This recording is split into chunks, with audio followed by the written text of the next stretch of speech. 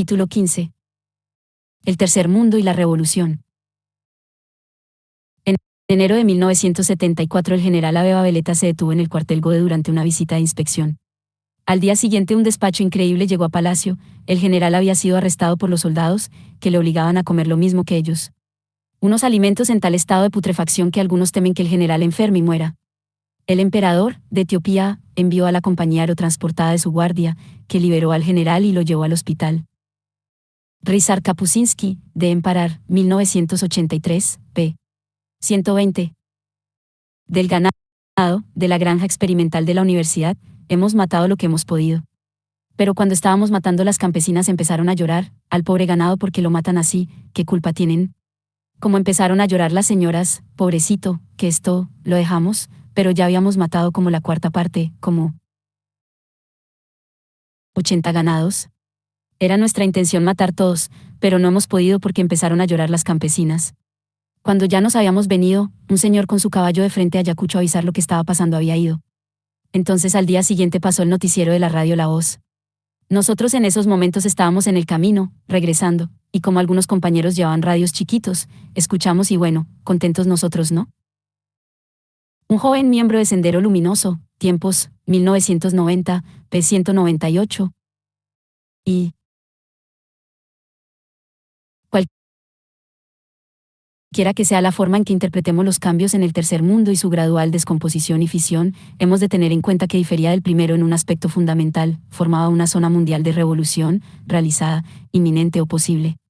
El primer mundo se mantuvo estable política y socialmente cuando comenzó la Guerra Fría. Todo lo que pudiese bullir bajo la superficie del segundo mundo pudo ser contenido por la tapadera del poder de los partidos y por la posibilidad de una intervención militar soviética. Por el contrario, pocos estados del tercer mundo, cualquiera que fuese su tamaño, pasaron los años 50, o la fecha de su independencia, sin revolución, sin golpes militares para reprimir, prevenir o realizar la revolución, o cualquier otro tipo de conflicto armado interno.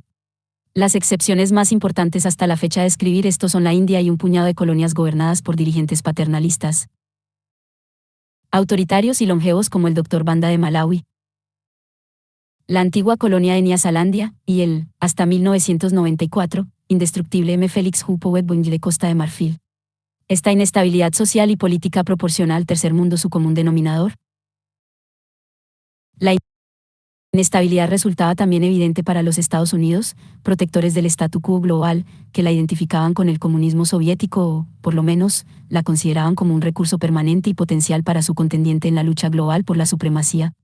Casi desde el principio de la Guerra Fría, los Estados Unidos intentaron combatir este peligro por todos los medios, desde la ayuda económica y la propaganda ideológica, pasando por la subversión militar oficial o extraoficial, hasta la guerra abierta, preferiblemente en alianza con un régimen local amigo o comprado, pero, si era preciso, sin apoyo local.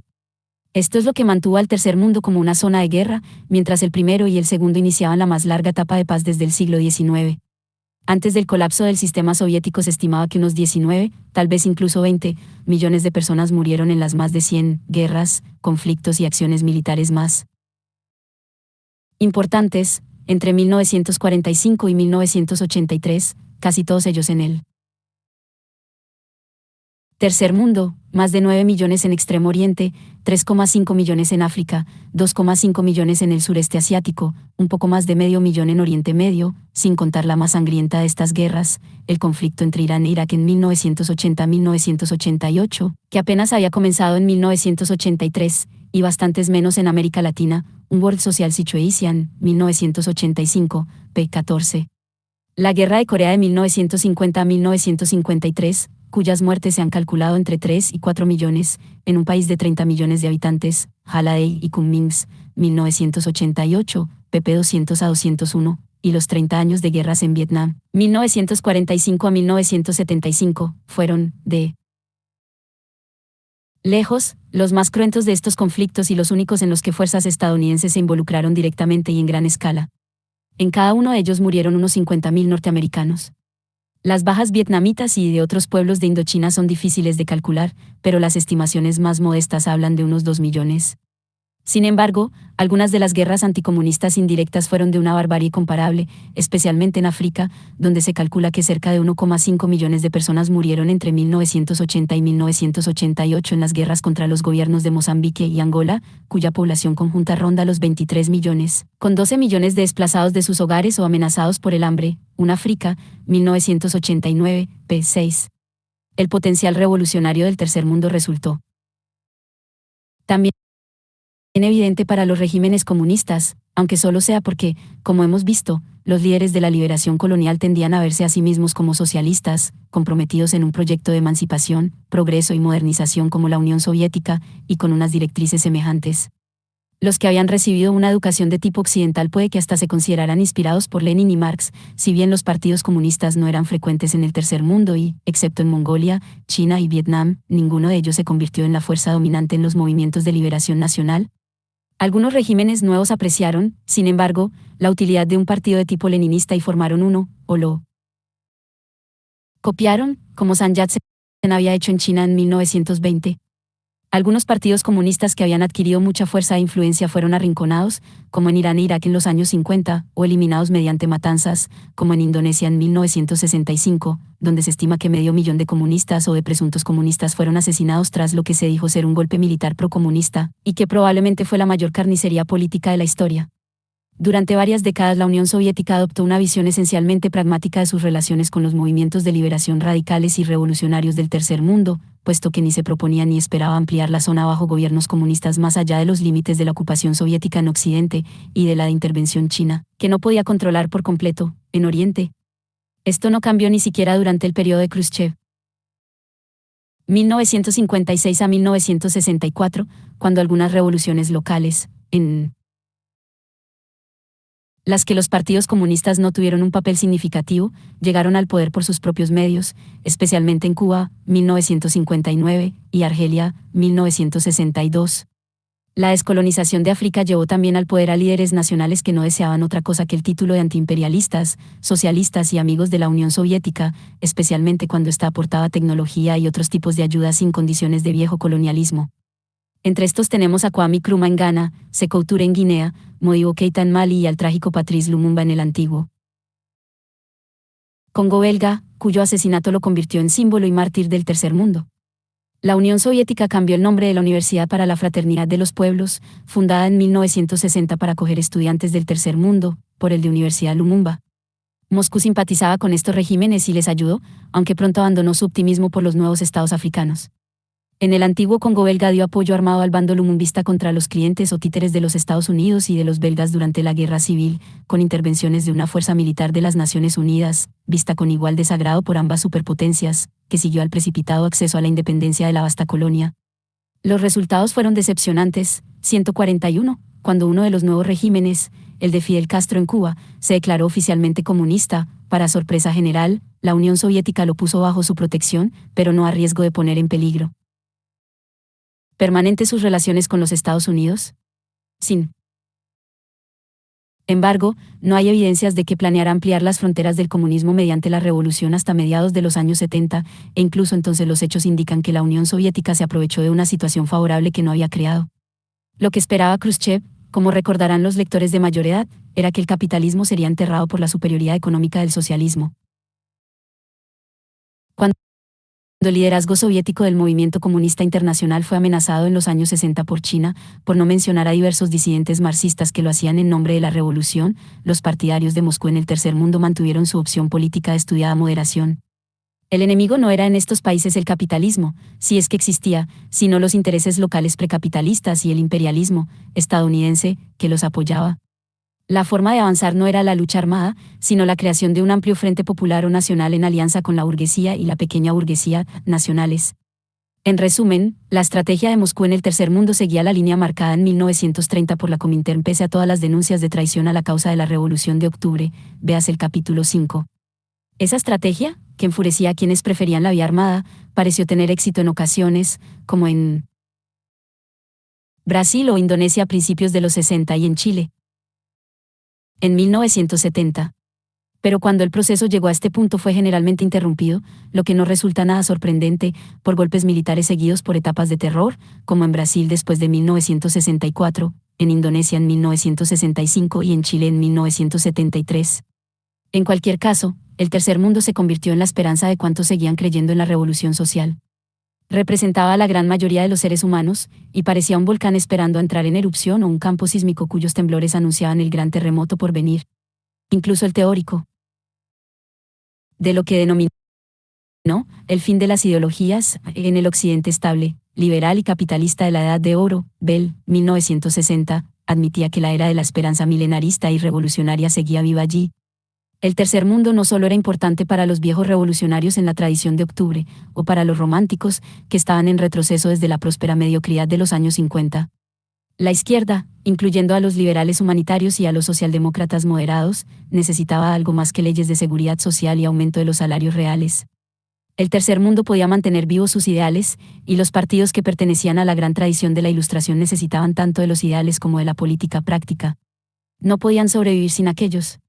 Como, si no, podemos explicar la pasión por ayudar a los países del tercer mundo en esos bastiones del progreso reformista que son los países escandinavos, Holanda y en el Consejo Mundial de las Iglesias protestante, que era el equivalente a fines del siglo XX del apoyo a las misiones en el XIX. Esto llevó a los liberales europeos de la segunda mitad del siglo XX a apoyar a los revolucionarios y a las revoluciones del tercer mundo. 2. Lo que sorprendió tanto a los revolucionarios como a quienes se oponían a la revolución fue que, después de 1945, la forma más común de lucha revolucionaria en el tercer mundo, esto es, en cualquier lugar del mundo, pareciese ser la guerra de guerrillas. Una cronología de las más importantes guerras de guerrilla, realizada a mediados de los años 70, enumeraba 32 de ellas desde fines de la Segunda Guerra Mundial. Excepto 3, la Guerra Civil Griega de fines de los 40, la lucha de los chipriotas contra Gran Bretaña en los años 50 y el conflicto del Ulster, desde 1969, todas estaban localizadas fuera de Europa y de América del Norte, la KEUR, 1977, p. 442. La lista podía haberse alargado fácilmente. La imagen de la revolución emergiendo exclusivamente de las montañas no era exacta. Subestimaba el papel de los golpes militares izquierdistas, que parecían imposibles en Europa, hasta que se dio un notable ejemplar de esta especie en el Portugal de 1974, pero que eran comunes en el mundo islámico y nada raros en América Latina. La Revolución Boliviana de 1952 fue obra de una alianza de mineros y militares insurrectos, y la más radical de las reformas sociales peruanas fue realizada por un régimen militar a finales de los 60 y en los 70. Subestimaba también el potencial revolucionario de las acciones de masas urbanas al viejo estilo, tal como se dieron en la Revolución iraní de 1979 y, más tarde, en la Europa Oriental. Sin embargo, en el tercer cuarto del siglo todos los ojos estaban puestos en las guerrillas. Sus tácticas fueron ampliamente propagadas por ideólogos de la izquierda radical, críticos de la política soviética.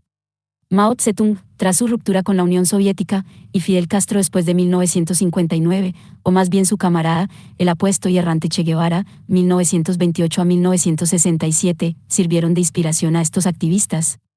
Los comunistas vietnamitas, aunque fueron, con mucho, los más formidables y acertados practicantes de la estrategia guerrillera, admirados internacionalmente por haber derrotado tanto a los franceses como a los poderosos Estados Unidos, no movieron a sus admiradores a tomar partido en las encarnizadas peleas ideológicas internas de la izquierda. Los años 50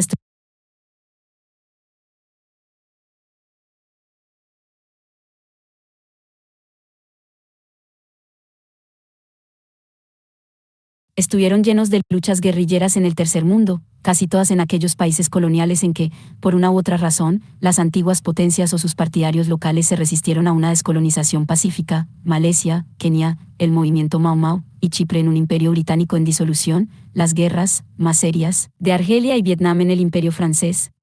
Fue, singularmente, un movimiento relativamente pequeño, mucho menor que la insurgencia malaya, Thomas, 1971, p. 1040, atípico pero victorioso, el que llevó la estrategia guerrillera a las primeras páginas de los periódicos del mundo entero, la revolución que se apoderó de la isla caribeña de Cuba el 1 de enero de 1959. Fidel Castro, 1927, no era una figura insólita en la política latinoamericana, un joven vigoroso y carismático de una rica familia terrateniente, con ideas políticas confusas, pero decidido a demostrar su bravura personal y a convertirse en el héroe de cualquier causa de la libertad contra la tiranía que se le presentase en un momento adecuado. Incluso sus eslóganes políticos, patria o muerte. Originalmente, victoria o muerte. y venceremos pertenecían a una era anterior de los movimientos de liberación, admirables pero imprecisos. Tras un oscuro periodo entre las bandas de pistoleros de la política estudiantil en la Universidad de La Habana, optó por la rebelión contra el gobierno del general Fulgencio Batista, una conocida y tortuosa figura de la política cubana que había comenzado su carrera en un golpe militar en 1933. Siendo el sargento Batista, que había tomado el poder de nuevo en 1952 y había derogado la Constitución. Fidel siguió una línea activista, ataque a un cuartel del ejército en 1953, prisión, exilio e invasión de Cuba por una fuerza guerrillera que, en su segundo intento, se estableció en las montañas de la provincia más remota. Aunque mal preparada, la jugada mereció la pena. En términos puramente militares la amenaza era modesta. Un camarada de Fidel, Che Guevara, médico argentino y líder guerrillero muy dotado, inició la conquista del resto de Cuba con 148 hombres, que llegaron a ser 300 en el momento en que prácticamente lo había conseguido. Las guerrillas del propio Fidel no ocuparon su primer pueblo de más de 1000 habitantes hasta diciembre de 1958, Tomás, 1971, Pepe 997, 1020 y 1024. Lo máximo que había demostrado hasta 1958, aunque no era poco, era que una fuerza irregular podía controlar un gran territorio liberado y defenderlo contra la ofensiva de un ejército desmoralizado. Fidel ganó porque el régimen de Batista era frágil, carecía de apoyo real, excepto del nacido de las conveniencias y los intereses personales, y estaba dirigido por un hombre al que un largo periodo de corrupción había vuelto ocioso. Se desmoronó en cuanto la oposición de todas las clases, desde la burguesía democrática hasta los comunistas, se unió contra él y los propios agentes del dictador, sus soldados, policías y torturadores, llegaron a la conclusión de que su tiempo había pasado. Fidel lo puso en evidencia y, lógicamente, sus fuerzas heredaron el gobierno. Un mal régimen con pocos apoyos había sido derrocado. La mayoría de los cubanos vivió la victoria del ejército rebelde como un momento de liberación y de ilimitadas esperanzas, personificadas en su joven comandante. Tal vez ningún otro líder en el siglo XX, una era llena de figuras carismáticas, idolatradas por las masas, en los balcones y ante los micrófonos, tuvo menos oyentes escépticos o hostiles que este hombre corpulento, barbudo e impuntual, con su arrugado uniforme de batalla, que hablaba durante horas, compartiendo sus poco sistemáticos pensamientos con las multitudes atentas e incondicionales, incluyendo al que esto escribe. Por una vez, la revolución se vivía como una luna de miel colectiva. ¿Dónde iba a llevar? Tenía que ser por fuerza a un lugar mejor. En los años 50 los rebeldes latinoamericanos no solo se nutrían de la retórica de sus libertadores históricos, desde Bolívar hasta el cubano José Martí, sino de la tradición de la izquierda antiimperialista y revolucionaria posterior a 1917. Estaban a la vez a favor de una reforma agraria, fuera cual fuese su significado, véase la P. 356, implícitamente al menos, contra los Estados Unidos, especialmente en la pobre América Central, tan lejos de Dios y tan cerca de los Estados Unidos, como había dicho el viejo dirigente mexicano Porfirio Díaz. Aunque radical, ni Fidel ni sus camaradas eran comunistas, ni, a excepción de 2 de ellos, admitían tener simpatías marxistas de ninguna clase. De hecho, el Partido Comunista Cubano, el único partido comunista de masas en América Latina aparte del chileno, mostró pocas simpatías hacia Fidel hasta que algunos de sus miembros se le unieron bastante tarde en su campaña. Las relaciones entre ellos eran glaciales. Los diplomáticos estadounidenses y sus asesores políticos discutían continuamente si el movimiento era o no procomunista, si lo fuese, la CIA, que en 1954 había derrocado un gobierno reformista en Guatemala, sabría qué hacer, pero decidieron finalmente que no lo era. Sin embargo, todo empujaba al movimiento castrista en dirección al comunismo, desde la ideología revolucionaria general de quienes estaban prestos a sumarse a insurrecciones armadas guerrilleras, hasta el apasionado anticomunismo del imperialismo estadounidense en la década del senador McCarthy, que hizo que los rebeldes antiimperialistas latinoamericanos miraran a Marx con más simpatía. La Guerra Fría hizo el resto. Si el nuevo régimen se oponía a los Estados Unidos, y seguramente se opondría aunque solo fuera amenazando las inversiones estadounidenses en la isla, podía confiar en la segura simpatía y el apoyo de su gran antagonista. Además, la forma de gobernar de Fidel, con monólogos informales ante millones de personas, no era un modo adecuado para regir ni siquiera un pequeño país o una revolución por mucho tiempo.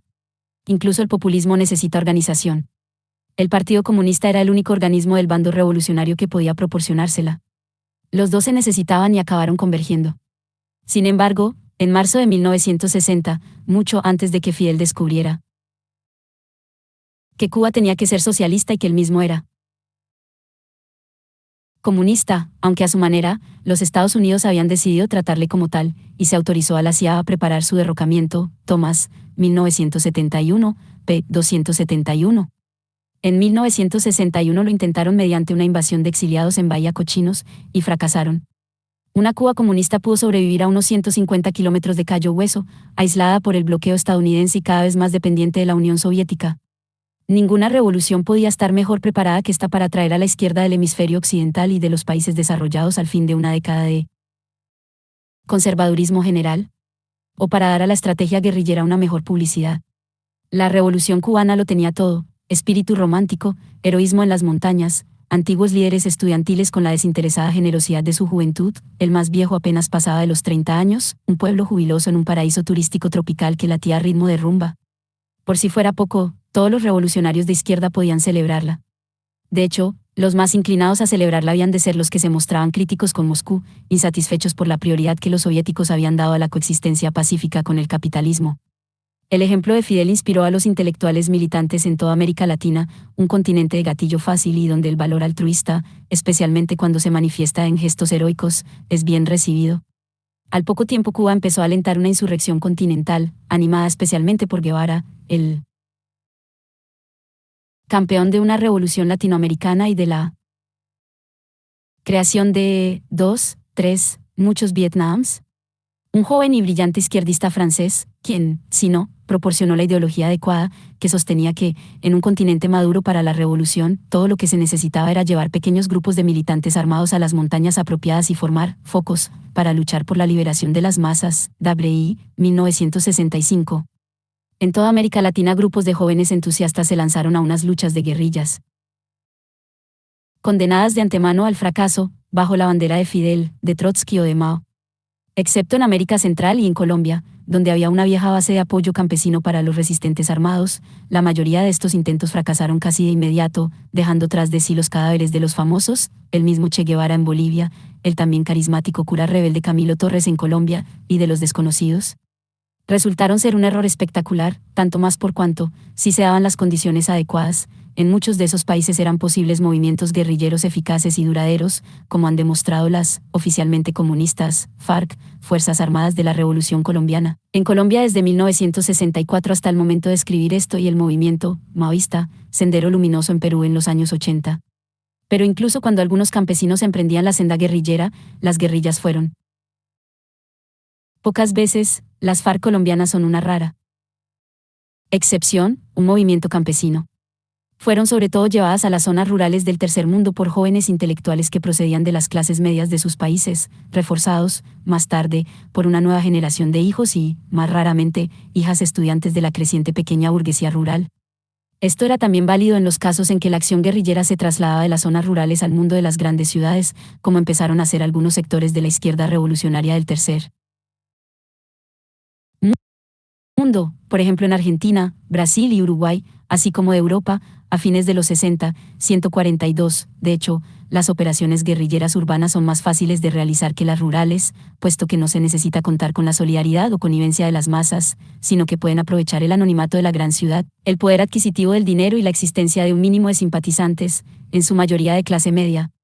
A estas guerrillas urbanas, o grupos terroristas, les era más fácil llevar a cabo golpes de gran repercusión publicitaria y asesinatos espectaculares, como el del almirante Carrero Blanco, presunto sucesor de Franco, realizado por ETA en 1973, o el del primer ministro italiano Aldo Moro, cometido por las Brigadas Rojas italianas en 1978, por no hablar de los atracos que iniciar la revolución en sus países.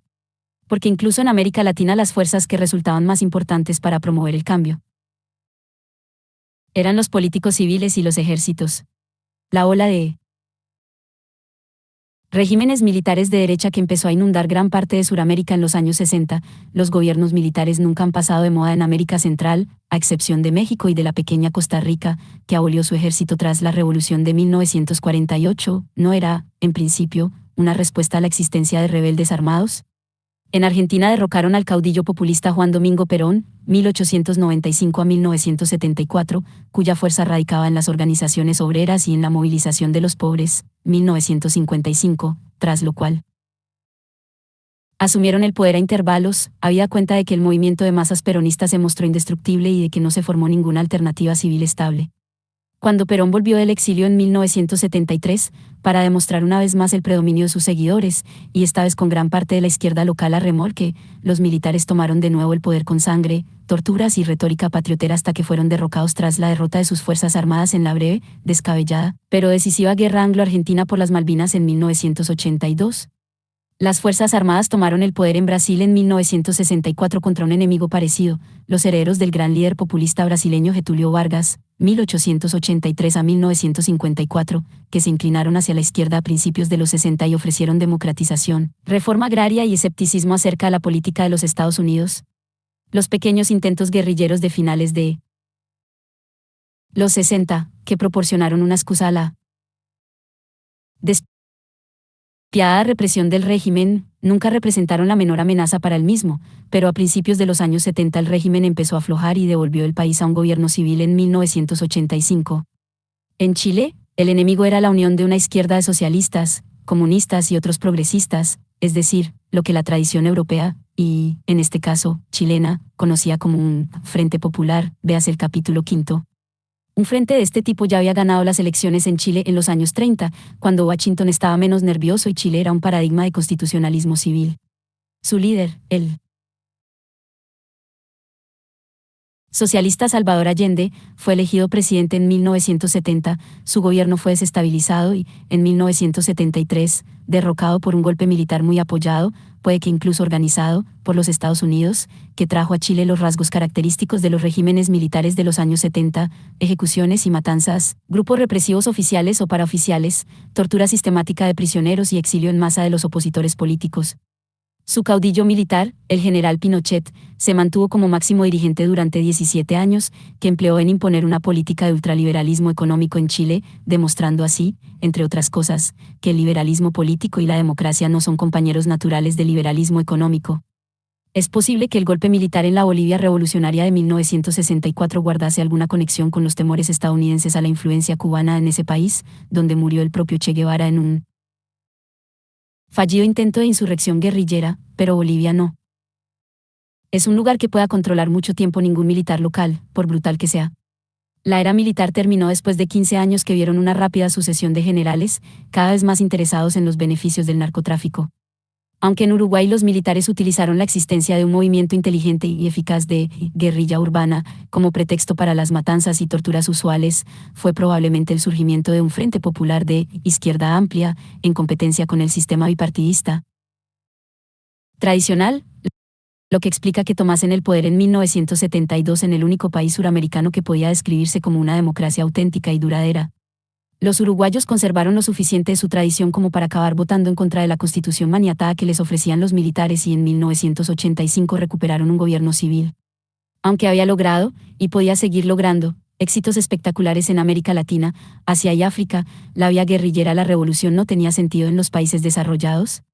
Sin embargo, no es extraño que a través de sus guerrillas, rurales y urbanas, el tercer mundo sirviese de inspiración a un número creciente de jóvenes rebeldes y revolucionarios o, simplemente, a los disidentes culturales del primer mundo. Periodistas de rock compararon las masas juveniles en el Festival de Música de Woodstock, 1969, a un ejército de guerrilleros pacíficos, Chappell y Garofalo, 1977, p. 144, en París y en Tokio los manifestantes estudiantiles portaban como iconos imágenes del Che Guevara, y su rostro barbudo, tocado con boina incuestionablemente masculino, no dejaba indiferentes ni siquiera a los corazones apolíticos de la contracultura. No hay otro nombre, excepto el del filósofo Marcuse, que se mencione tanto como el suyo en un documentado estudio sobre la Nueva Izquierda, de 1968, Casaficas, 1987, aun cuando, en la práctica, era el del líder vietnamita Ho Chi Minh, Ho Chi Minh, el nombre más coreado en las manifestaciones de la izquierda del primer mundo. Puesto que lo que movilizaba por encima de toda la izquierda, aparte del rechazo de las armas nucleares, era el apoyo a las guerrillas del tercer mundo y, en los Estados Unidos, después de 1965, la resistencia a ser enviado a luchar contra ellas. Los condenados de la tierra, escrito por un psicólogo caribeño que participó en la Guerra de Liberación Argelina, se convirtió en un texto de enorme influencia entre los intelectuales activistas a quienes estremecía su apología de la violencia como una forma de liberación espiritual para los oprimidos. En resumen, la imagen de los guerrilleros de tez oscura en medio de una vegetación tropical era una parte esencial, tal vez su mayor inspiración, de la radicalización del primer mundo en los años 60. El tercermundismo, la creencia de que el mundo podía emanciparse por medio de la liberación de su periferia, empobrecida y agraria, explotada y abocada a la dependencia de los países centrales, de lo que una creciente literatura llamaba el sistema mundial, atrajo a muchos de los teóricos de la izquierda del primer mundo. Sí, como los teóricos del sistema mundial señalaban, las raíces de los problemas del mundo no residían en el surgimiento del moderno capitalismo industrial, sino en la conquista del tercer mundo por los colonialistas europeos en el siglo XVI. La inversión de este proceso histórico en el siglo XX ofrecía a los indefensos revolucionarios del primer mundo una forma de escapar de su impotencia. No hay que sorprenderse de que algunos de los más poderosos argumentos en favor de esta tesis procedieran de los marxistas estadounidenses, que difícilmente podían contar con una victoria del socialismo con fuerzas autóctonas de los Estados Unidos. 3. En los países en que florecía el capitalismo industrial nadie volvió a tomar en serio la expectativa clásica de una revolución social mediante la insurrección y las acciones de masas. Y, sin embargo, en el cenit de la prosperidad occidental y en el corazón mismo de la sociedad capitalista, los gobiernos tuvieron que hacer frente, súbita e inesperadamente, y a primera vista, al menos, inexplicablemente, a algo que no solo parecía una revolución a la vieja usanza, sino que puso al descubierto la debilidad de regímenes aparentemente consolidados. En 1968 a 1969 una ola de rebelión sacudió los tres mundos, o grandes partes de ellos, encabezada esencialmente por la nueva fuerza social de los estudiantes, cuyo número se contaba, ahora, por cientos de miles incluso en los países occidentales de tamaño medio, y que pronto se convertirían en millones. Veas el capítulo 10. Además, sus números se reforzaron debido a tres características que multiplicaron su eficacia. Política. Eran fácilmente mobilizables en las enormes fábricas del saber que les albergaban y disponían de mucho más tiempo libre que los obreros de las grandes industrias. Se encontraban normalmente en las capitales, ante los ojos de los políticos y de las cámaras de los medios de comunicación. Y, siendo miembros de las clases instruidas, con frecuencia hijos de la clase media establecida, que era, en casi todas partes, y especialmente en el tercer mundo, la base de reclutamiento de la élite dirigente de sus sociedades, no resultaban tan fáciles de abatir como los de las clases bajas. En Europa, oriental y occidental, no se produjeron muchas bajas, ni siquiera en los grandes disturbios y combates callejeros de París en mayo de 1968. Las autoridades se cuidaron mucho de que no hubiese mártires. Donde se produjo una gran matanza, como en la Ciudad de México en 1968, las cifras oficiales daban 28 muertos y 200 heridos cuando el ejército dispersó una reunión pública. González Casanova, 1975, volumen 2, p. 564, el curso de la política cambió para siempre. Así, las revueltas estudiantiles resultaron eficaces fuera de proporción, en especial donde, como en Francia en 1968 y en el Otoño Caliente de Italia en 1969, desencadenaron enormes oleadas de huelgas de los trabajadores que paralizaron temporalmente la economía de países enteros. Y, sin embargo, no eran auténticas revoluciones, ni era probable que acabaran siéndolo. Para los trabajadores, allí donde tomaron parte en ellas, fueron solo una oportunidad para descubrir el poder de negociación industrial que habían acumulado, sin darse cuenta de ello, en los 20 años anteriores. No eran revolucionarios. Los estudiantes del primer mundo rara vez se interesaban en cosas tales como derrocar gobiernos y tomar el poder, aunque, de hecho, los franceses estuvieron a punto de derrocar al general de Gaulle en mayo de 1968 y acortaron su mandato. Se retiró al año siguiente, y aunque la protesta antibélica de los estudiantes estadounidenses hizo retirarse al presidente Leve Johnson en el mismo año, los estudiantes del tercer mundo estaban más cerca de la realidad del poder. Los del segundo mundo sabían que estaban muy lejos de él. La rebelión de los estudiantes occidentales fue más una revolución cultural, un rechazo de todo aquello que en la sociedad representaban los valores de la clase media, de sus padres, tal como se ha discutido en los capítulos X y 11. No obstante, contribuyó a politizar a muchos de los rebeldes de la generación estudiantil, quienes, de manera harto natural, se volvieron hacia los inspiradores de la revolución y de la transformación social total, Marx, los iconos no estalinistas de la Revolución de Octubre, y Mao. Por primera vez desde la era antifascista el marxismo, no reducido ahora a la ortodoxia de Moscú, atrajo a gran número de jóvenes intelectuales de Occidente. Nunca había dejado, por supuesto, de atraer a los del tercer mundo. Era un marxismo peculiar, con una orientación universitaria, combinado con otras modas académicas del momento y, a veces, con otras ideologías, nacionalistas o religiosas, puesto que nacía de las aulas y no de la experiencia vital de los trabajadores. De hecho, tenía poco que ver con el comportamiento político práctico de estos nuevos discípulos de Marx, que normalmente propugnaban la clase de militancia radical que no necesita de análisis alguno. Cuando las expectativas utópicas de la rebelión original se evaporaron, muchos volvieron volvieron hacia los antiguos partidos de la izquierda, que, como el Partido Socialista francés, reconstruido en este periodo, o el Partido Comunista italiano, se revitalizaron con este aporte de entusiasmo juvenil. Como se trataba sobre todo de un movimiento de intelectuales, muchos entraron en la profesión académica. En los Estados Unidos esta recibió un contingente de radicales político-culturales sin precedentes. Otros se veían a sí mismos como revolucionarios en la tradición de octubre y se unieron, o las crearon de nuevo, a las pequeñas organizaciones de cuadros de vanguardia, disciplinadas y preferentemente clandestinas, que seguían las directrices leninistas, ya fuese para infiltrarse en organizaciones de masas o con fines terroristas. En esto Occidente convergió con el tercer mundo, que también se llenó de organizaciones de combatientes ilegales que esperaban contrarrestar la derrota de las masas mediante la violencia de pequeños grupos. Las diversas brigadas rojas italianas de los años 70 fueron, probablemente, los más importantes grupos europeos de inspiración bolchevique.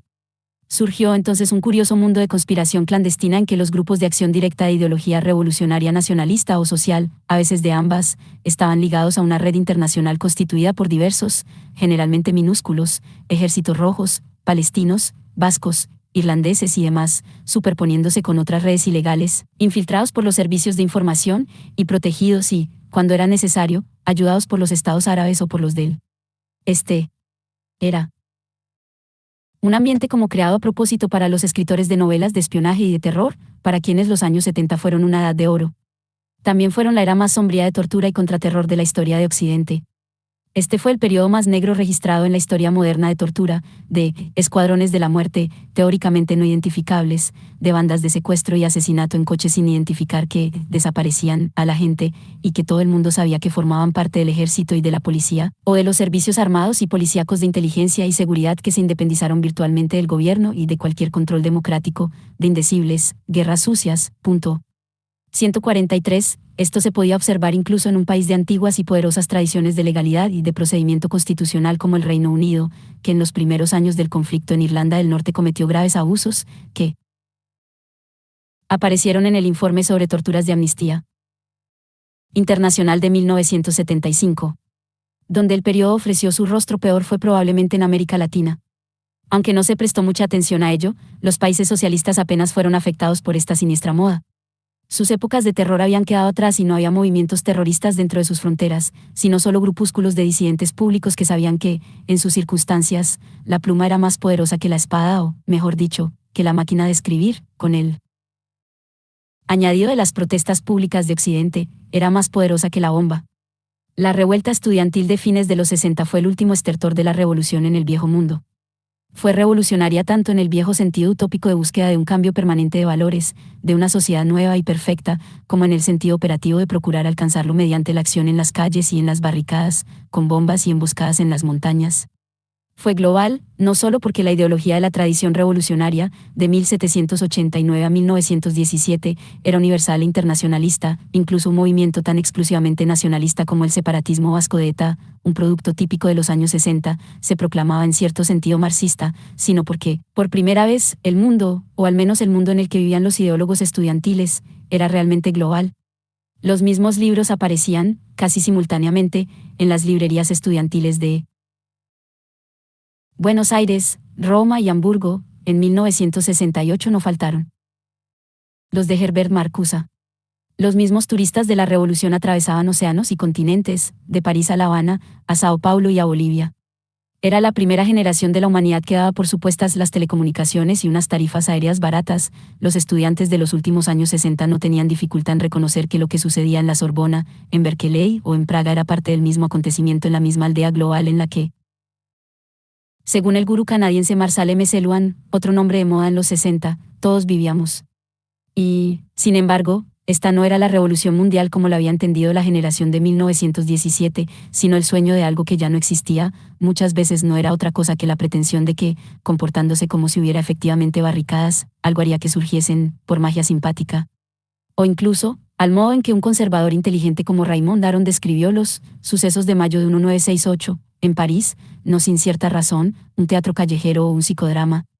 Nadie esperaba ya una revolución social en el mundo occidental.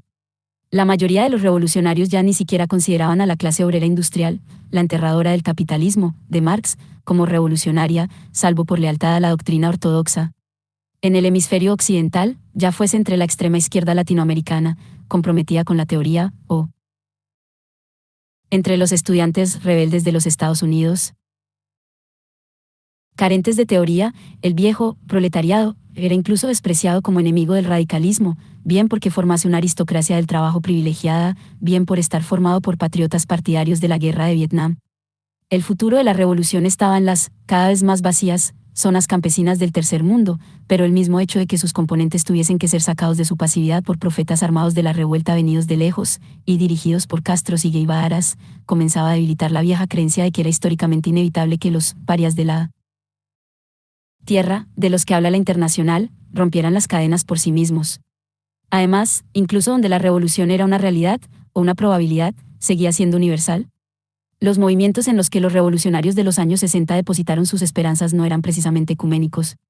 Los vietnamitas, los palestinos, los distintos movimientos guerrilleros de liberación colonial se preocupaban exclusivamente por sus propios asuntos nacionales.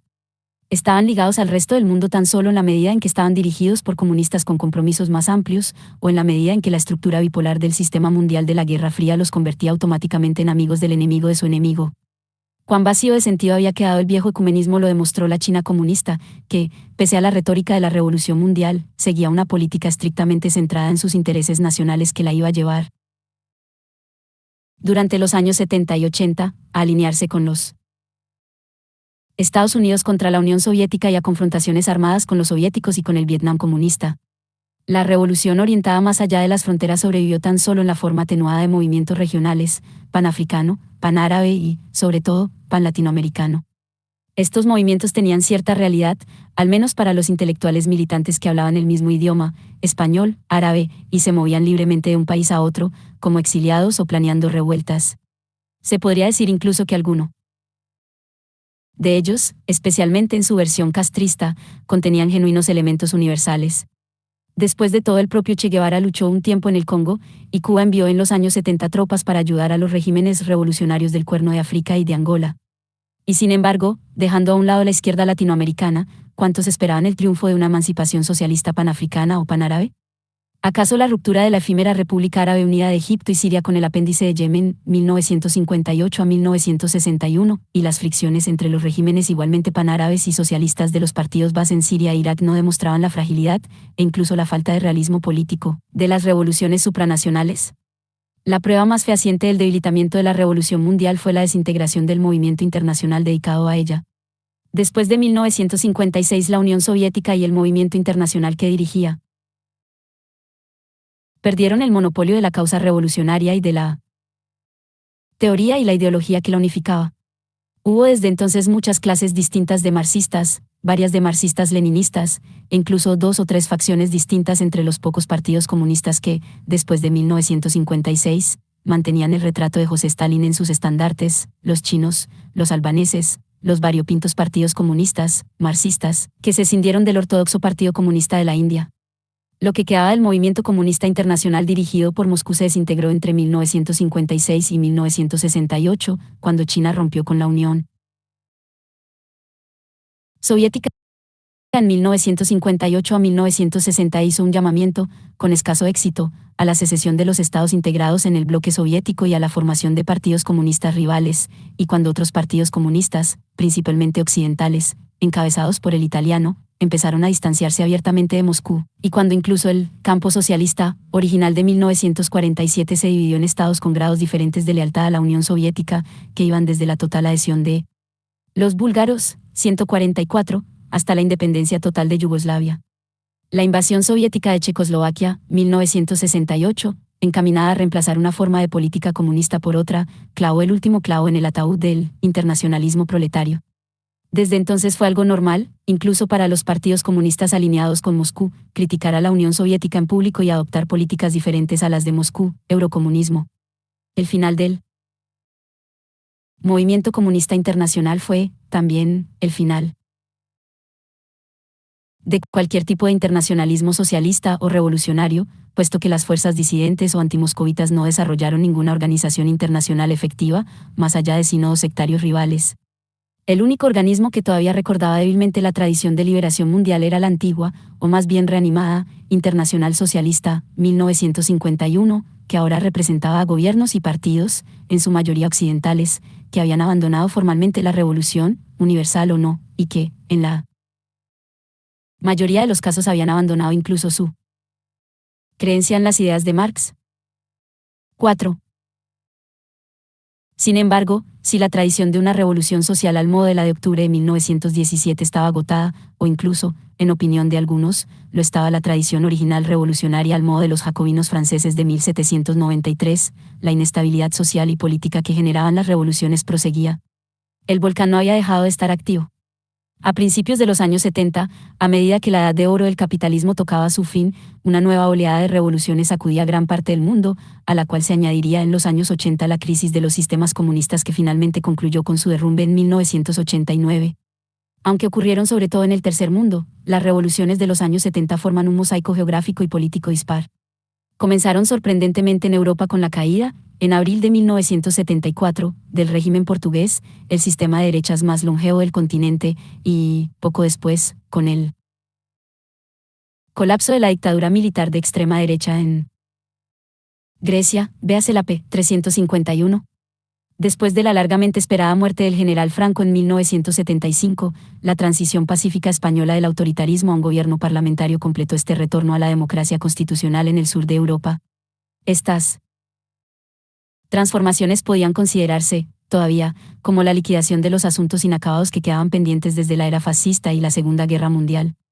El golpe de los oficiales radicales que revolucionó Portugal se gestó en la larga y frustradora guerra contra las guerrillas de liberación colonial de África, que el ejército portugués libraba desde principios de los años 60, aunque sin mayores problemas, excepto en la pequeña colonia de Guinea-Bissau, donde uno de los más capaces líderes de la liberación africana, Amílcar Cabral, combatió hasta llegar a una situación de impas a finales de los años 60.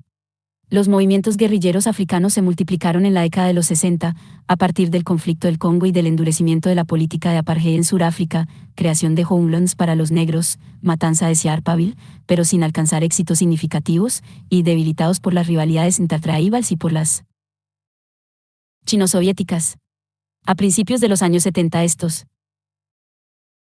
movimientos revivieron gracias a la creciente ayuda soviética. China estaba, entre tanto, ocupada con el absurdo cataclismo de la gran revolución cultural maoísta, pero fue la revolución portuguesa la que permitió a sus colonias acceder finalmente a su independencia en 1975.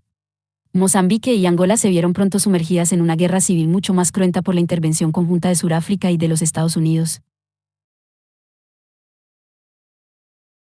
No obstante, mientras el imperio portugués se derrumbaba, una gran revolución estalló en el más antiguo de los países africanos independientes, la famélica Etiopía, donde el emperador fue derrocado, 1974, y reemplazado por una junta militar de izquierda alineada con la Unión Soviética, que cambió entonces su punto de apoyo en esta zona, basado anteriormente en el dictador militar somalí Siad Barre, 1969 a 1991, quien, por aquel entonces, pregonaba su entusiasmo por Marx y Lenin. Dentro de Etiopía el nuevo régimen fue contestado y derrocado en 1991 por movimientos de liberación regional o por movimientos de secesión de tendencia igualmente marxista. Estos cambios crearon una moda de regímenes dedicados, al menos sobre el papel, a la causa del socialismo. Dahomey se declaró República Popular bajo el acostumbrado líder militar y cambió su nombre por el de Benín, la isla de Madagascar. Malagasy declaró su compromiso con el socialismo en 1975, tras el golpe militar de rigor, el Congo, que no hay que confundir con su gigantesco vecino, el antiguo Congo belga, rebautizado Zaire, bajo el mando increíblemente rapaz de Mobutu, un militarista pro-norteamericano, acentuó su carácter de república popular, también bajo los militares, y en Rodesia del Sur, Zimbabue, El intento de mantener durante 11 años un Estado independiente gobernado por los blancos terminó en 1976 bajo la creciente presión de dos movimientos guerrilleros, separados por su identidad tribal y por su orientación política, Rusia y China, respectivamente. En 1980 Zimbabue logró la independencia bajo uno de estos líderes guerrilleros. Aunque sobre el papel estos movimientos parecían ser de la vieja familia revolucionaria de 1917, pertenecían en realidad a un género muy distinto, lo que era inevitable dadas las diferencias existentes entre las sociedades para las que habían efectuado sus análisis Marx y Lenin y las del África poscolonial subsahariana. El único país africano en el que se podían aplicar algunas condiciones de esos análisis era el enclave capitalista económica e industrialmente desarrollado de Suráfrica, donde surgió un genuino movimiento de masas de liberación nacional que rebasaba las fronteras tribales y raciales, el Congreso Nacional Africano, con la ayuda de la organización de un verdadero movimiento sindical de masas y de un partido comunista eficaz. Una vez acabada la Guerra Fría, hasta el régimen de apartheid se vio obligado a batirse en retirada. De todas maneras, incluso aquí, el movimiento era mucho más fuerte en unas tribus que en otras, por ejemplo, los zulús, situación que el régimen del apartheid supo explotar. En todos los demás lugares, salvo para los pequeños núcleos de intelectuales urbanos occidentalizados, las movilizaciones, nacionales o de otro tipo se basaban esencialmente en alianzas o lealtades tribales, una situación que permitía a los imperialistas movilizar a otras tribus contra los nuevos regímenes, como sucedió en Angola.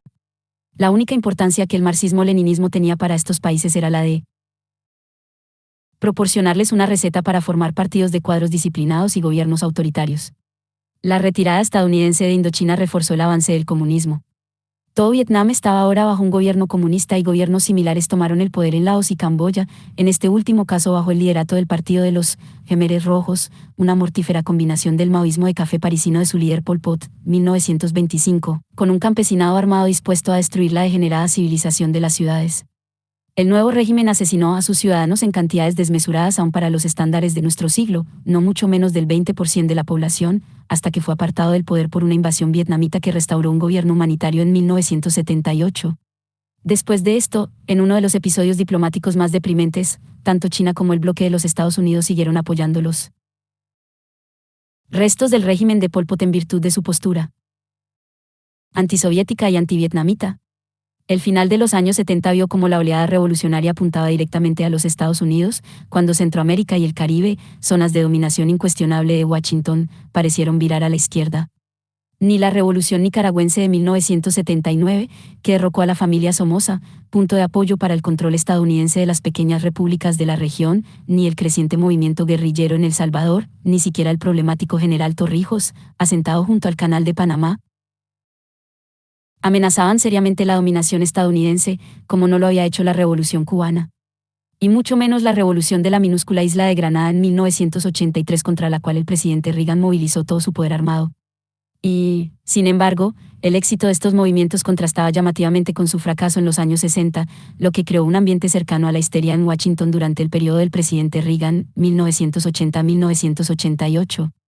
Estos eran sin duda fenómenos revolucionarios, si bien de un tipo peculiar en América Latina, su mayor novedad, que confundiría y molestaría a quienes pertenecían a la vieja tradición de la izquierda, básicamente secular y anticlerical, era la presencia de sacerdotes católicos marxistas que apoyaban las insurrecciones, o incluso participaban en ellas y las dirigían. La tendencia, legitimada por una teología de la liberación, apoyada por una conferencia episcopal en Colombia, 1968, había surgido tras la Revolución cubana, 145, y encontró un fuerte e inesperado apoyo intelectual en los jesuitas, y una oposición menos inesperada en el Vaticano. Mientras el historiador advierte cuán lejos quedaban estas revoluciones de los años 70 de la Revolución de Octubre, aun cuando reivindicasen su afinidad con ella, para los gobiernos de los Estados Unidos eran esencialmente una parte de una ofensiva global de la superpotencia comunista. Esto era debido, en parte, a la supuesta regla del juego de suma cero de la Guerra Fría. La pérdida de un jugador debe constituir la ganancia del otro, y, puesto que los Estados Unidos se habían alineado con las fuerzas conservadoras en la mayor parte de países del tercer mundo, en especial durante los años 70, se encontraban en el lado perdedor de las revoluciones. Además, Washington estaba preocupado por el progreso del armamento nuclear soviético. Por otra parte, la edad de oro del capitalismo mundial y el papel central del dólar en él tocaban a su fin. La posición de los Estados Unidos como superpotencia se vio inexorablemente debilitada por la prevista derrota en Vietnam, país del que la mayor potencia militar del mundo tuvo que retirarse en 1975. No había ocurrido un desastre semejante desde que David derribó a Goliat de una pedrada. Es demasiado suponer, en especial a la luz de lo sucedido en la Guerra del Golfo contra Irak en 1991, que en 1973 unos Estados Unidos más seguros de sí mismos hubieran reaccionado al golpe de la OPEP con mayor fortaleza. ¿Qué era la OPEP sino un grupo de estados, árabes en su mayoría? Sin otra importancia política que sus pozos de petróleo y que aún no se habían armado hasta los dientes, como pudieron hacerlo después gracias a los altos precios que pudieron imponer. Los Estados Unidos veían cualquier debilitamiento en su supremacía global como un reto a ella, y como un signo de la ambición soviética por hacerse con el dominio mundial. Por tanto, las revoluciones de los años 70 desencadenaron lo que se ha dado en llamar Segunda Guerra Fría, Jala de 1983, que, como siempre, fue una lucha librada por poderes entre ambos lados, cuyos escenarios principales se localizaron en África y después en Afganistán, donde el propio ejército soviético se vio involucrado por primera vez desde la Segunda Guerra Mundial en un conflicto armado fuera de sus fronteras. En cualquier caso, no se debe menospreciar la suposición de que la misma Unión Soviética sentía que las nuevas revoluciones le permitían variar ligeramente en su favor el equilibrio global, o, para ser más precisos, compensar en parte la gran derrota diplomática sufrida en los años 70 por sus fracasos en China y Egipto, cuyos alineamientos logró alterar Washington. La Unión Soviética se mantenía fuera del continente americano, pero intervenía en cualquier otra parte, especialmente en África, donde lo hacía en mucha mayor medida que antes y con mayores éxitos. El mero hecho de que la URSS permitiera o alentara el envío de tropas de la Cuba castrista para ayudar a Etiopía en su lucha contra el nuevo Estado cliente de los Estados Unidos, Somalia, 1977, o hiciera lo propio en Angola. Contra el movimiento rebelde UNITA, apoyado por los Estados Unidos y por el ejército surafricano, habla por sí solo. La retórica soviética se refería ahora a estados orientados hacia el socialismo, aparte de los plenamente comunistas. De ahí que Angola, Mozambique, Etiopía, Nicaragua, Yemen del Sur y Afganistán asistieran a los funerales de Brezhnev bajo esta denominación. La Unión Soviética no había hecho ni controlado estas revoluciones, pero las acogió, con cierta precipitación, como aliadas. Sin embargo, como demostró la siguiente sucesión de regímenes colapsados o derrocados, ni la ambición soviética ni la conspiración comunista mundial podían ser responsables de esos cambios, aunque solo fuese porque, a partir de 1980, fue el propio sistema soviético el que empezó a desestabilizarse y, al final de la década, se desintegró. La caída del socialismo realmente existente y la cuestión de hasta qué punto puede considerarse como una revolución se discute en otro capítulo. La más importante de las revoluciones que precedieron a la crisis de los países del Este, pese a suponer para los Estados Unidos un golpe más duro que cualquier otro cambio de régimen durante los años 70, no tuvo nada que ver con la Guerra Fría. La caída del Shah del Irán en 1979 fue con mucho la revolución más importante de los años 70 y pasará a la historia como una de las grandes revoluciones sociales del siglo XX. Fue la respuesta al programa de modernización e industrialización y rearme que el Shah emprendió sobre las bases de un firme apoyo de los Estados Unidos y de la riqueza petrolífera del país, cuyo valor se multiplicó tras 1973 a causa de la revolución de los precios de la OPEP. Sin duda, dejando a un lado otros signos de megalomanía propios de gobernantes absolutistas que cuentan con una temible y formidable policía secreta, el Shah esperaba convertirse en el poder dominante en Asia Occidental. La modernización implicaba una reforma agraria o, más bien, lo que él se entendía por ella, una forma de convertir a gran número de aparceros y arrendatarios en minifundistas arruinados y trabajadores en paro que emigraban a las ciudades. Teherán creció de forma espectacular, pasando de 1,8 millones de habitantes en 1960 a 6 millones en 1970. Las explotaciones agrícolas comerciales que favoreció el gobierno, intensivas en capital y equipadas con tecnología avanzada, crearon más excedentes de trabajo, pero no mejoraron la producción agrícola per cápita, que bajó en los años 60 y 70. A finales de los años 70, Irán importaba la mayoría de sus alimentos del extranjero. Por ello el Shah confiaba cada vez más en una industrialización financiada por el petróleo, incapaz de competir en el mercado mundial, la promovió y protegió en el país. La combinación de una agricultura en decadencia, una industria ineficiente, grandes importaciones del extranjero, en especial de armas, y el auge del petróleo produjo inflación. Es posible que el nivel de vida de la mayoría de los iraníes que no estaban directamente involucrados en los sectores modernos de la economía o no formaban parte de las prósperas clases urbanas dedicadas a los negocios, se hundiera en los años anteriores a la revolución. La enérgica modernización cultural del Shah se volvió también contra él. Su apoyo, y el de la emperatriz, a una mejora de la situación de la mujer era difícil que triunfara en un país musulmán, como iban a descubrir también los comunistas afganos. Su decidido entusiasmo por la educación aumentó la instrucción de las masas, aunque casi la mitad de la población seguía siendo analfabeta, y produjo un gran bloque de estudiantes e intelectuales. Revolucionarios. La industrialización reforzó la posición estratégica de la clase obrera, en especial en la industria petrolífera. Desde que el Shah fue restituido al poder en 1953 gracias a un golpe organizado por la CIA contra un gran movimiento popular, no había conseguido acumular un capital de lealtad y legitimidad con el que pudiera contar. Su propia dinastía, los Pahlavi, databa del golpe de fuerza dado por su fundador, el Shah Reza, un soldado de la brigada cosaca que tomó el título imperial en 1925. Durante los años 60 y 70 la policía secreta mantuvo a raya a los viejos comunistas y a la oposición nacionalista, los movimientos regionales y étnicos fueron reprimidos, al igual que los habituales grupos guerrilleros de izquierda, ya fuesen marxistas ortodoxos o islamo-marxistas. No eran estos los que podían proporcionar la chispa que encendiese la explosión, que surgió, de acuerdo con la vieja tradición revolucionaria que va de él. París de 1789 al Petrogrado de 1917, de un movimiento de las masas urbanas, mientras el campo se mantenía tranquilo. La chispa provino de una peculiaridad distintiva del panorama iraní, la existencia de un clero islámico organizado y políticamente activo que ocupaba una posición pública sin parangón en ningún otro lugar del mundo musulmán, e incluso dentro del sinismo. Ellos, junto con los comerciantes y los artesanos del bazar, habían formado en el pasado el elemento dinamizador de la política iraní. Ahora movilizaron a las nuevas plebes urbanas, un grupo con sobradas razones para oponerse al gobierno. Su líder, el ayatolá Ruhollah Jomeini, un anciano ilustre y vengativo, permaneció en el exilio desde mediados de los años 60, tras encabezar una manifestación contra una propuesta de referéndum sobre la reforma agraria y contra la represión policial de las actividades clericales en la ciudad santa de Qum. Desde entonces acusaba a la monarquía de ser antiislámica. A principios de los 70 empezó a predicar en favor de una forma de gobierno totalmente islámica, del deber que el clero tenía de rebelarse contra las autoridades despóticas y tomar el poder, en síntesis, de una revolución islámica.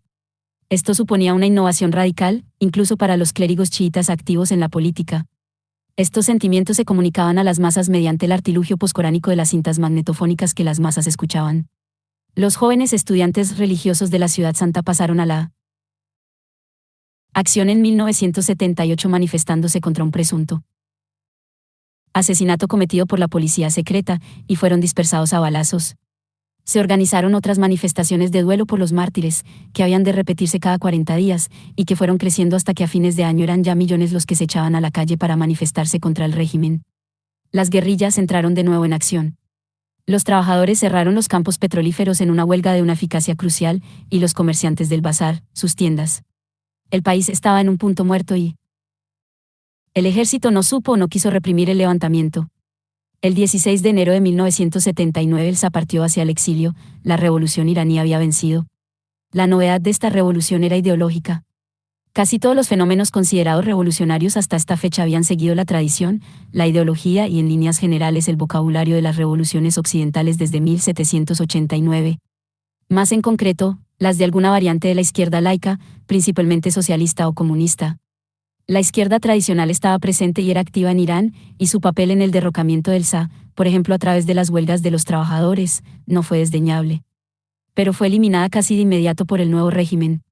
La revolución iraní fue la primera realizada y ganada bajo la bandera del fundamentalismo religioso y la primera que reemplazó el antiguo régimen por una teocracia populista cuyo programa significaba una vuelta al siglo 7 DC, o mejor, puesto que estamos en un entorno islámico, a la situación después de la Égira, cuando se escribió el Corán. Para los revolucionarios de la vieja escuela este hecho significaba algo tan anómalo como lo hubiera sido que el Papa Pío IX hubiera encabezado la Revolución Romana de 1848. Esto no significa que a partir de entonces los movimientos religiosos alentaran revoluciones, aunque desde los años 70 se convirtieron en el mundo islámico en una fuerza política de masas entre las clases media e intelectual de las poblaciones en aumento de sus países y tomaron matices insurreccionales por influencia de la revolución iraní. Los fundamentalistas islámicos se sublevaron y fueron salvajemente reprimidos en la Siria basista, asaltaron el más sagrado de los santuarios de la Pía Arabia Saudí y asesinaron al presidente egipcio, dirigidos por un ingeniero eléctrico, todo ello entre 1979 y 1982, 146. No hubo sin embargo una nueva doctrina unitaria de la revolución que reemplazase a la vieja tradición de 1789/1917, ni un proyecto unitario para cambiar el mundo, no solo para revolverlo. Esto no significa que la vieja tradición desapareciera de la escena política o que perdiera su capacidad para derribar regímenes, aunque la caída del comunismo soviético la eliminó como tal de buena parte del mundo. Las viejas ideologías mantuvieron una influencia sustancial en América Latina, donde el movimiento insurreccional más formidable de la década de los 80, el Sendero Luminoso del Perú, se proclamaba maoísta. Seguían vivas también en África y en la India. Es más, para sorpresa de quienes se educaron en los tópicos de la Guerra Fría, partidos gobernantes de vanguardia del tipo soviético sobrevivieron a la caída de la Unión Soviética, en especial en países atrasados y en el tercer mundo. Ganaron elecciones limpias en el sur de los Balcanes y demostraron en Cuba y Nicaragua, en Angola, e incluso en Kabul, después de la retirada soviética, que eran algo más que simples clientes de Moscú. De todas maneras, incluso aquí la vieja tradición se vio erosionada y en muchas ocasiones destruida desde dentro, como en Serbia, donde el partido comunista se transformó en un partido de ultranacionalismo gran serbio, o en el movimiento palestino, donde el dominio de la izquierda laica era progresivamente minado por el ascenso del fundamentalismo islámico. Las revoluciones de fines del siglo XX tenían, por tanto, dos características: la atrofia de la tradición revolucionaria establecida, por un lado, y el despertar de las masas, por otro. Como hemos visto, véase el capítulo 2, a partir de 1917 a 1918 pocas revoluciones se han hecho desde abajo. La mayoría las llevaron a cabo minorías de activistas organizados, o fueron impuestas desde arriba, mediante golpes militares o conquistas armadas, lo que no quiere decir que, en determinadas circunstancias, no hayan sido genuinamente populares. Difícilmente hubieran podido consolidarse de otro modo, excepto en los casos en que fueron traídas por conquistadores extranjeros. Pero a fines del siglo XX las masas volvieron a escena asumiendo un papel protagonista. El activismo minoritario, en forma de guerrillas urbanas o rurales y de terrorismo, continuó y se convirtió en endémico en el mundo desarrollado y en partes importantes del sur de Asia y de la zona islámica. El número de incidentes terroristas en el mundo, según las cuentas del Departamento de Estado de los Estados Unidos, no dejó de aumentar, de 125 en 1968 a 831 en 1987, así como el número de sus víctimas, de 241 a 2905, un World Social Situation, 1989, p.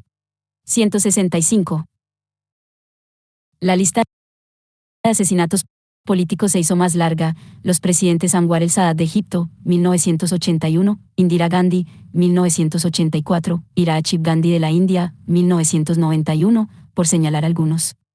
Las actividades del ejército republicano irlandés provisional en el Reino Unido y de los vascos de ETA en España eran características de este tipo de violencia de pequeños grupos, que tenían la ventaja de que podían ser realizadas por unos pocos centenares, o incluso por unas pocas docenas, de activistas, con la ayuda de explosivos y de armas potentes, baratas y manejables que un floreciente tráfico internacional distribuía al por mayor en el mundo entero. Eran un síntoma de la creciente barbarización de los tres mundos, añadida a la contaminación por la violencia generalizada y la inseguridad de la atmósfera que la población urbana de final del milenio aprendió a respirar. Aunque su aportación a la causa de la revolución política fue escasa. Todo lo contrario de la facilidad con que millones de personas se lanzaban a la calle, como lo demostró la revolución iraní, o la forma en que, 10 años después, los ciudadanos de la República Democrática Alemana, espontáneamente, aunque estimulados por la decisión húngara de abrir sus fronteras, optaron por votar con sus pies y sus coches contra el régimen, emigrando a la Alemania occidental. En menos de 2 meses lo habían hecho unos 130.000 alemanes, Unglück, 1990, pp 7-10, antes de que cayera el muro de Berlín. O, como en Rumanía, donde la televisión captó, por vez primera, el momento de la revolución en el rostro desmoralizado del dictador cuando la multitud convocada por el régimen comenzó a abuchearle en lugar de vitorearle. O en las partes de la Palestina ocupada, cuando el movimiento de masas de la Intifada, que comenzó en 1987, demostró que a partir de entonces solo la represión activa, y no la pasividad o la aceptación tácita, mantenía la ocupación israelí. Fuera lo que fuese lo que estimulaba a las masas inertes a la acción, medios de comunicación modernos como la televisión y las cintas magnetofónicas hacían difícil mantener aislados de los acontecimientos mundiales incluso a los habitantes de las zonas más remotas. Era la facilidad con que las masas salían a la calle lo que decidió las cuestiones. Estas acciones de masas no derrocaron ni podían derrocar regímenes por sí mismas. Podían incluso ser contenidas por la coerción y por las armas, como lo fue la gran movilización por la democracia en China, en 1989, con la matanza de la plaza de Tiananmen en Pekín. Pese a sus grandes dimensiones, este movimiento urbano y estudiantil representaba solo a una modesta minoría en China y, aún así, fue lo bastante grande como para provocar serias dudas en el régimen. Lo que esta movilización de masas consiguió fue demostrar la pérdida de legitimidad del régimen. En Irán, al igual que en Petrogrado en 1917, la pérdida de legitimidad se demostró del modo más clásico con el rechazo a obedecer las órdenes por parte del ejército y la policía. En la Europa oriental, convenció a los viejos regímenes, desmoralizados ya por la retirada de la ayuda soviética, de que su tiempo se había acabado. Era una demostración de manual de la máxima leninista según la cual el voto de los ciudadanos con los pies podía ser más eficaz que el depositado en las elecciones. Claro que el simple estrépito de los pies de las masas ciudadanas no podía, por sí mismo, hacer revoluciones. No eran ejércitos, sino multitudes, o sea, agregados estadísticos de individuos. Para ser eficaces necesitaban líderes, estructuras políticas o programas. Lo que las movilizó en Irán fue una campaña de protesta política realizada por adversarios del régimen, pero lo que convirtió esa campaña en una revolución fue la prontitud con que millones de personas se sumaron a ella. Otros ejemplos anteriores de estas intervenciones directas de las masas respondían a una llamada política desde arriba, ya fuese el Congreso Nacional de la India llamando a no cooperar con los británicos en los años 20 y 30, véase el capítulo 7, o los seguidores del presidente Perón que pedían la liberación de su héroe en el famoso Día de la Lealtad, en la Plaza de Mayo de Buenos Aires, 1945. Es más, lo que importaba no era lo numerosa que fuese la multitud, sino el hecho de que actuase en una situación que la hacía operativamente eficaz. No entendemos todavía por qué el voto con los pies de las masas adquirió tanta importancia en la política de las últimas décadas del siglo. Una razón debe ser que la distancia entre gobernantes y gobernados se ensanchó en casi todas partes, si bien en los estados dotados con mecanismos políticos para averiguar qué pensaban sus ciudadanos, y de formas para que expresaran periódicamente sus preferencias políticas, era poco probable que esto produjera una revolución o una completa pérdida de contacto. Era más comprensible que se produjesen manifestaciones de desconfianza casi unánime en regímenes que hubieran perdido legitimidad o, como Israel en los territorios ocupados, nunca la hubieran tenido, en especial cuando sus dirigentes no querían reconocerlo. 147. De todas maneras, incluso en sistemas democráticos parlamentarios consolidados y estables, las manifestaciones en masa de rechazo al existente sistema político o de partido se convirtieron en algo común, como lo muestra la crisis política italiana de 1992 a 1993, así como la aparición en distintos países de nuevas y poderosas fuerzas electorales, cuyo común denominador era simplemente que no se identificaban con ninguno de los antiguos partidos. Hay otra razón, además, para este resurgimiento de las masas, la urbanización del planeta y, en especial, del tercer mundo. En la era clásica de las revoluciones, de 1789 a 1917, los antiguos regímenes eran derrocados en las grandes ciudades, pero los nuevos se consolidaban mediante plebiscitos informales en el campo. La novedad en la fase de revoluciones posterior a 1930 estriba en que fueron realizadas en el campo y, una vez alcanzada la victoria, importadas a las ciudades. A fines del siglo XX, si dejamos aparte unas pocas regiones retrógradas, las revoluciones surgieron de nuevo en la ciudad, incluso en el tercer mundo. No podía ser de otro modo, tanto porque la mayoría de los habitantes de cualquier gran país vivía en ellas, o lo parecía, como porque la gran ciudad, sede del poder, podía sobrevivir y defenderse del desafío rural, gracias en parte a las modernas tecnologías, con tal que sus autoridades no hubiesen perdido la lealtad de sus habitantes. La guerra en Afganistán, 1979 a 1988, demostró que un régimen asentado en las ciudades podía sostenerse en un país clásico de guerrilla, resistiendo a insurrectos rurales, apoyados, financiados y equipados con moderno armamento de alta tecnología, incluso tras la retirada del ejército extranjero en que se apoyaba. Para sorpresa general, el gobierno del presidente Nayibullah sobrevivió varios años después de la retirada del ejército soviético, y cuando cayó, no fue porque Kabul no pudiera resistir los ejércitos rurales, sino porque una parte de sus propios guerreros profesionales decidió cambiar de bando. Después de la Guerra del Golfo, 1991, Saddam Hussein se mantuvo en el poder en Irak, pese a las grandes insurrecciones del norte y el sur del país, ya que se encontraba en un estado de debilidad militar, esencialmente porque no perdió Bagdad. Las revoluciones a fines del siglo XX han de ser urbanas para vencer. ¿Seguirán ocurriendo? Las cuatro grandes oleadas del siglo XX, 1917 a 1920, 1944 a 1962, 1974 a 1978 y 1989, ¿serán seguidas por más momentos de ruptura y subversión? Nadie que considere la historia de este siglo en que solo un puñado de los estados que existen hoy han surgido o sobrevivido sin experimentar revoluciones, contrarrevoluciones, golpes militares o conflictos civiles armados.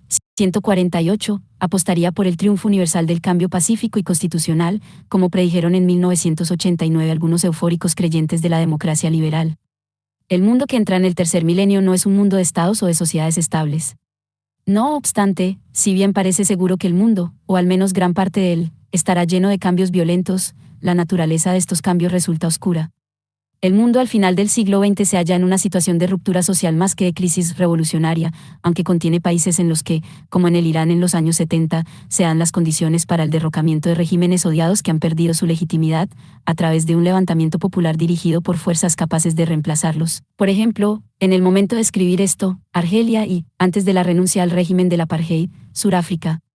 De ello no se deduce que las situaciones revolucionarias, reales o potenciales, deban producir revoluciones triunfadoras.